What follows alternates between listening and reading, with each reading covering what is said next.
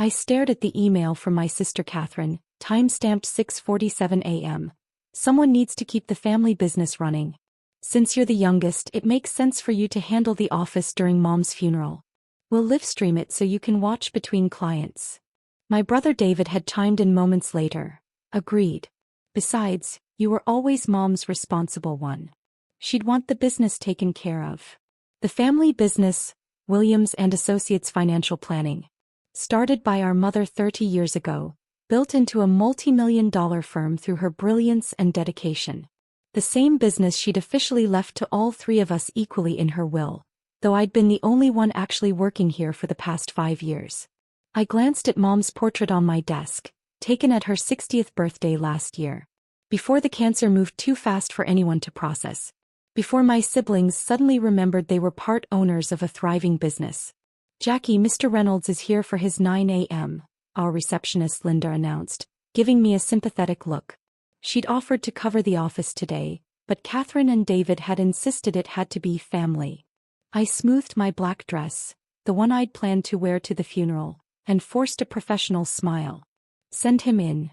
Mr. Reynolds, a loyal client for 20 years, entered with his usual warmth. Jackie, I was so sorry to hear about Eleanor. She was an incredible woman.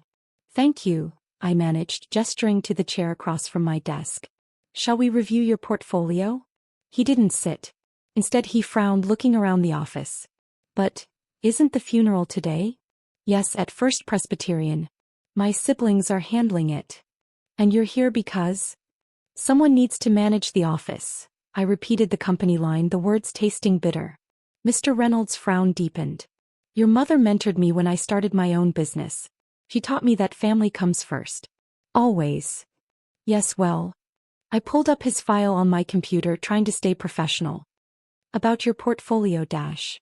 Jackie, he interrupted gently. Why are you really here? The question hit harder than expected. Why was I here? Because Catherine and David had mastered the art of making demands sound reasonable? Because I'd spent my whole life being the responsible one, picking up their slack? My phone buzzed, another email from Catherine. Make sure you process the Mitchell transfer today. Their millions are more important than one afternoon. Mr. Reynolds must have seen something in my expression. Show me the email. I hesitated, then turned my screen toward him. He read quickly, his face darkening.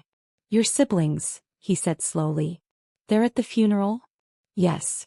Giving eulogies? Catherine's doing the main one. David's handling the financial tribute presentation. While you're here processing paperwork. He pulled out his phone. What time is the funeral? 11. But really, we should discuss your dash. No, he cut me off, typing something. We shouldn't. Because you're not going to be here. Mr. Reynolds dash. Do you know why I chose Williams and Associates 20 years ago? He looked up from his phone. Because your mother took a week off to care for her father during his last days. She said any firm that wouldn't understand family priorities wasn't a firm worth having. My throat tightened. That sounds like Mom. Yet here you are, missing her funeral because your siblings decided business matters more than family. His phone buzzed. He checked it and smiled grimly. Tell me, Jackie, who handles the Mitchell account? I do. Since Mom got sick, I've managed all our major clients. Interesting. He stood up. Because I just texted Charles Mitchell. We play golf together. He's at the funeral right now, wondering why his financial advisor is stuck at the office instead of saying goodbye to her mother. My heart stopped. What? I think, he said carefully, things are about to get very interesting at Williams and Associates. At 10:45 a.m. my office door burst open. Charles Mitchell, billionaire real estate developer and our firm's biggest client, stood there in his funeral suit, radiating controlled fury. Get your coat, he commanded. We're going to the funeral. Mr. Mitchell, I appreciate the concern, but dash. No buts. He crossed his arms. I just spent 20 minutes listening to your sister Catherine give a touching speech about family values and your brother David present a slideshow about your mother's dedication to her children. Meanwhile, the daughter who actually worked alongside Eleanor for the past 5 years is here, processing paperwork. Linda appeared in the doorway holding my purse and coat. Your car's being brought around, Mr. Mitchell. He nodded approvingly. Smart woman, Linda. Unlike some people I could name. My phone rang, Catherine. I answered on speaker, letting Mr. Mitchell hear. Jackie, the Mitchells' quarterly reports are right here with me, Charles Mitchell interrupted loudly. Along with some interesting questions about your management decisions. Silence. Then in a completely different tone, Charles. I didn't realize you were there. We're just ensuring our clients Save it, he cut her off. I'm taking your sister to say goodbye to her mother.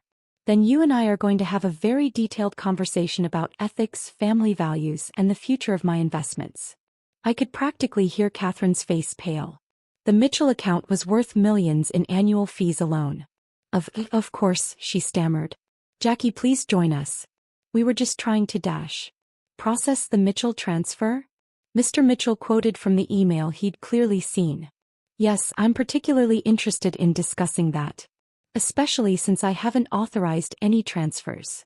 Another voice cut in, David, presumably grabbing Catherine's phone. Now Charles, this is a family matter Exactly, Mr. Mitchell agreed. And I'm ensuring the family member who actually honors Eleanor's legacy gets to attend her funeral.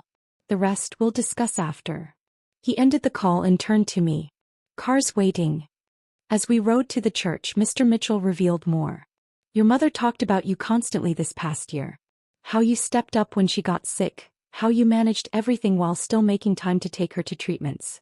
I stared out the window, remembering those long days. Working early mornings so I could drive Mom to chemo.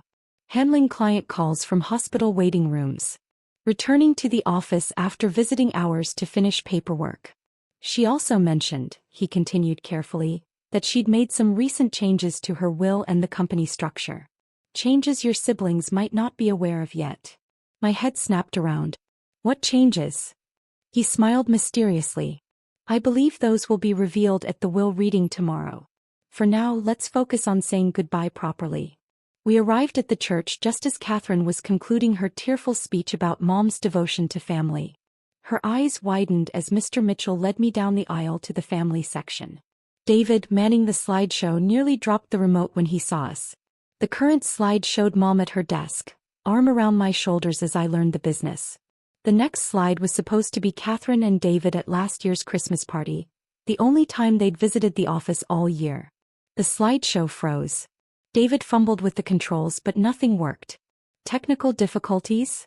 Mr. Mitchell asked innocently, pocketing something that looked suspiciously like a small signal jammer. I sat between my siblings, ignoring their attempts to whisper explanations and excuses. Instead, I focused on Mom's casket, on the flowers I'd helped her pick out months ago when she was planning ahead.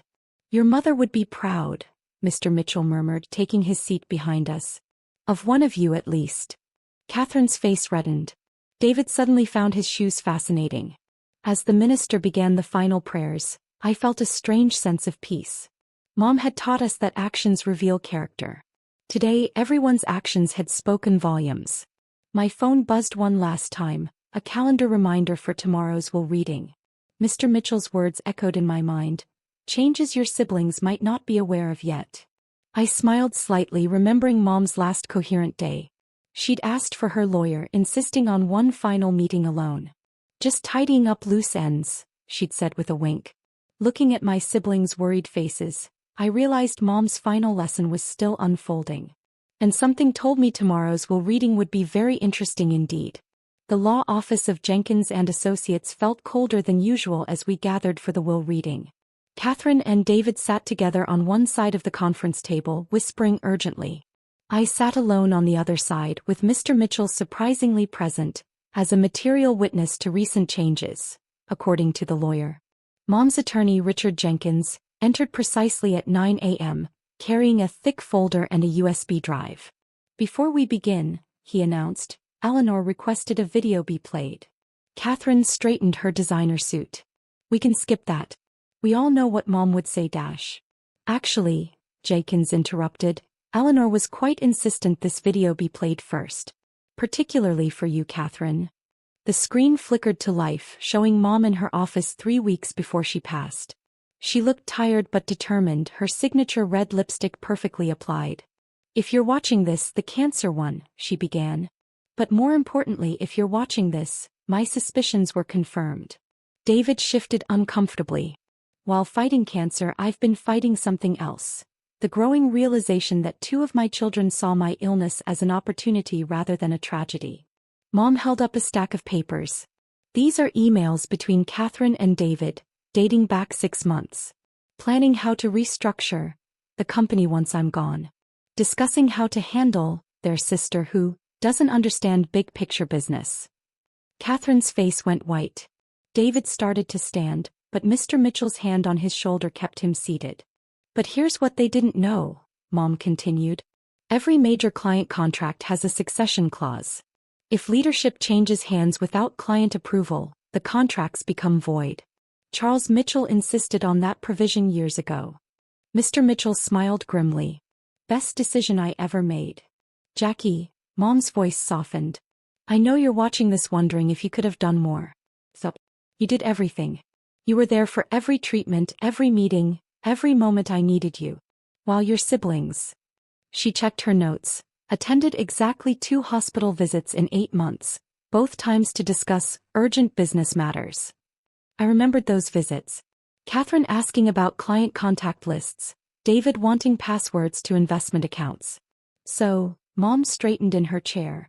Here's my final decision as CEO of Williams & Associates. The company isn't being split equally as stated in my original will. Instead, she held up another document. I've transferred 75% ownership to Jackie, effective upon my death. The remaining 25% is held in trust for my grandchildren, should any of my children prove worthy of having them. The room froze. Catherine's mouth opened and closed silently. David slumped in his chair. Furthermore, Mom continued, I've left detailed documentation of every attempt Catherine and David made to access company accounts during my illness. Every urgent transfer they requested. Every client they tried to contact behind Jackie's back. Jenkins paused the video, distributing thick folders. The evidence packets Eleanor mentioned. I opened mine, scanning emails, bank records and transcripts of recorded calls. My siblings had been busier than I'd thought during Mom's illness. There's more, Jenkins said quietly, restarting the video. Mom's face filled the screen again. Catherine, David, you thought Jackie was the weak one. The responsible child you could manipulate. You forgot who taught her everything she knows about business. You forgot who watched her grow into someone stronger than both of you combined. She leaned forward. And you completely missed the fact that every major client has known for months that Jackie would be taking over. They stayed because of her, not because of you. Mr. Mitchell nodded. Every single one of us. So, Mom concluded, you have a choice. Work for your sister who now owns controlling interest or leave with nothing. The non-compete clauses in your contracts are ironclad. I had them updated last year. The video ended. Silence filled the room.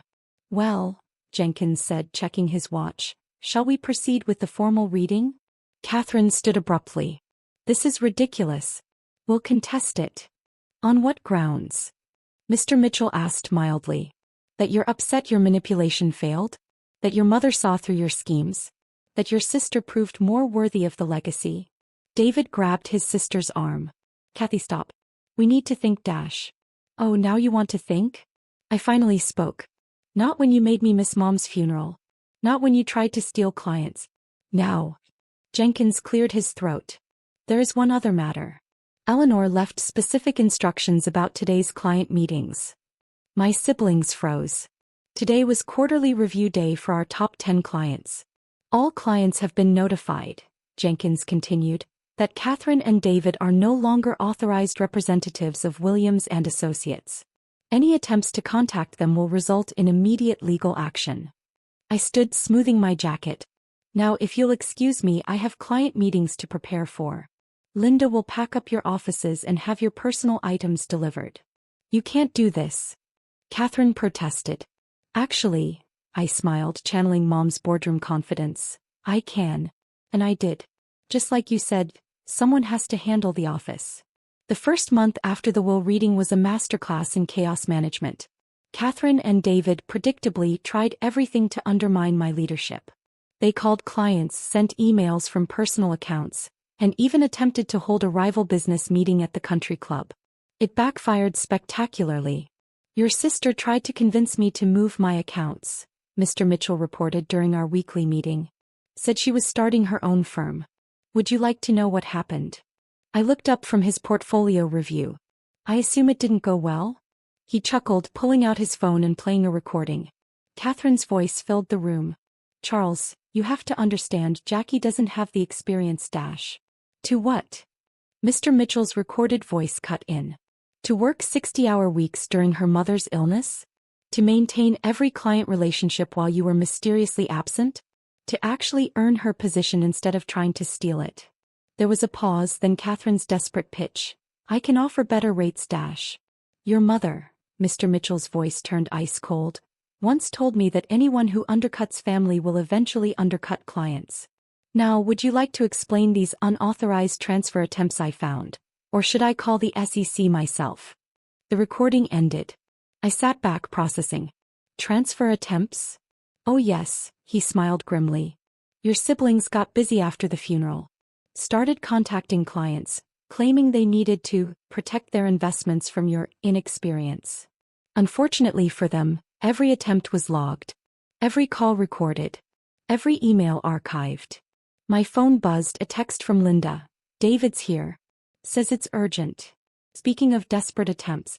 Send him in, I replied, then turned to Mr. Mitchell. Would you mind staying? I have a feeling this might be interesting. David burst in, still wearing his expensive suit but looking decidedly less polished than usual. Jackie, we need to talk. Oh, Charles, I didn't realize. Clearly, Mr. Mitchell remarked dryly. You seem to be realizing quite a few things lately. I gestured to a chair. What do you want, David? He sat, straightening his tie nervously. Catherine's plan, it wasn't good. I see that now. But you have to understand we were just trying to dash. To what? I interrupted. To protect the business? The same business you visited exactly twice while Mom was dying? The one you couldn't be bothered to learn about until you thought you could control it. We made mistakes, he admitted. But we're family. Mom would want dash. Mom made her wishes very clear, I cut in. Or did you forget the video? He flinched. The SEC investigation. They're looking into Catherine's activities. But I wasn't involved in dash.